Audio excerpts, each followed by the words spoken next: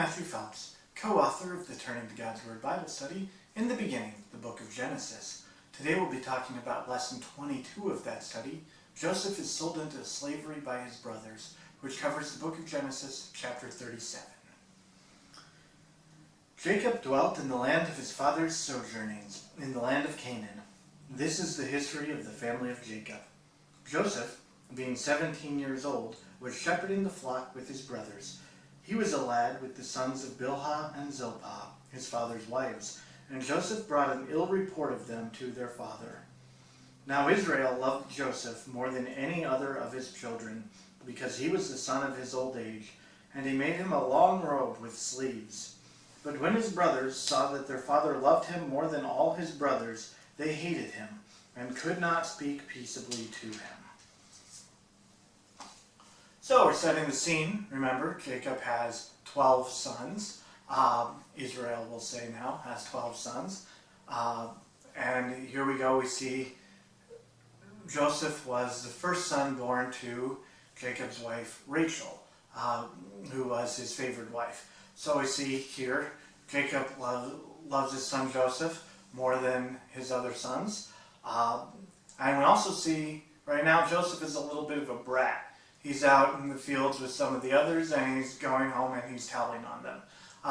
Which, all of those things combined, leads to him not being particularly well liked by his brothers. Now Joseph had a dream, and when he told it to his brothers, they only hated him the more. He said to them, "Hear this dream which I have dreamed. Behold, we were building sheaves. Behold, we were binding sheaves in the field, and behold, my sheaf arose and stood upright, and behold, your sheaves gathered round it and bowed down to my sheaf." His brothers said to him, "Are you indeed to reign over us? Or are you indeed to have dominion over us?" So they hated him yet more for his dreams and for his words. Then he dreamed another dream, and told it to his brothers, and said, "Behold, I have dreamed another dream, and behold, the sun, the moon, and 11 stars were bowing down to me." But when he told it to his father and to his brothers, his father rebuked him and said to him, "What is this dream that you have dreamed? Shall I and your mother and your brothers indeed come to bow ourselves to the ground before you?" And his brothers were jealous of him, but his father kept the saying in mind. So here we have a few interesting things. Joseph has dreams, a couple of dreams that seem to have the same message.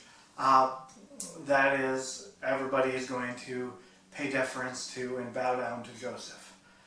An interesting point and thing to notice here, Joseph tells his whole family the dream, and no one thinks twice about the fact that everybody knows what it means. For these people, the idea of interpreting dreams seems to be incredibly natural, and Joseph will later tell us why that is. But his whole family can hear this dream and just say, "Oh yeah, I know what that." They respond to its meaning, not to the dream. Everybody says, "Yeah, you're not going to be greater than we are," and Jacob, "We're not going to bow down to you." But they're responding to the meaning of the dream, not to the imagery of the dream, which is a really interesting thing to note about this whole family. Their dreams seem to be woven into, and the interpretation of dreams seem to be woven into their culture and who they are, and they seem to all be very good at it, which will be lucky for Joseph later. Now his brothers went to pasture their father's flock near Shechem. And Israel said to Joseph, "Are not your brothers pasturing the flock at Shechem? Come, I will send you to them." And he said to him, "Here I am." So he said to him, "Go now, see if it is well with your brothers and with the flock, and bring me word again." So he sent him from the valley of Hebron, and he came to Shechem. And a man found him wandering in the fields, and the man asked him, "What are you seeking?" "I am seeking my brothers," he said. "Tell me, I beg you, where they are pasturing the flock." And the man said, "They have gone away, for I heard them say, 'Let us go to Dothan.'" So Joseph went after his brothers and found them at Dothan. They saw him afar off, and before he came near to them, they conspired against him to kill him. They said to one another, "Here comes this dreamer. Come now, let us kill him and throw him into one of the pits. Then we shall say that a wild beast has devoured him, and we shall see what it will what will become of his dreams. But when Reuben heard it, he delivered him out of their hands, saying, "Let us not take his life." And Reuben said to them, "Shed no blood. Cast him into this pit here in the wilderness, but lay no hand upon him, that he might rescue him out of their hand to restore him to his father." So when Joseph came to his brothers, they stripped him of his robe, the long robe with sleeves that he wore, and they took him and cast him into a pit. The pit was empty, there was no water in it. So, all of Joseph's brothers are out tending to the flocks, and Jacob says, "Hey, Joseph, why don't you go check on them?" Joseph was not there with all of his brothers tending the flocks. He seems to be, at this point in our tale, a little lazy. Everybody else is working. Where's Joseph? He's not. And then when he goes to find them tending the flocks, he doesn't know where to look. Which suggests that he was habitually absent from the family business and just hanging out at home with Dad, which there's a third reason why his brothers might not have particularly been fond of him. And when they see him coming, they say, "Oh, there he's coming, let's kill him," and throw his body into a pit.